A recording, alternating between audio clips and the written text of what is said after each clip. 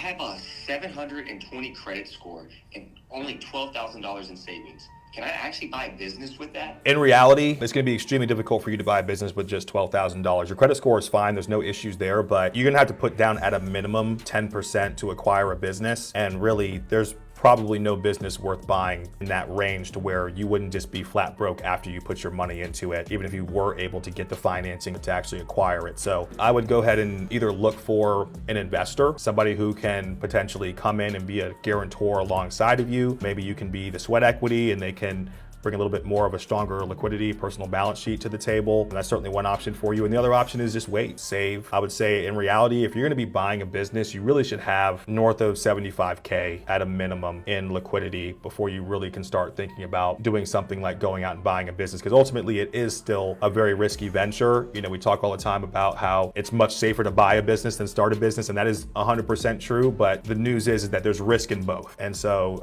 you need to make sure that you have enough to put down the 10% and still have some money in reserve so you're not just flat broke if all of a sudden a tire goes out on your car. So I would say you're definitely going to want to save or go find an investor.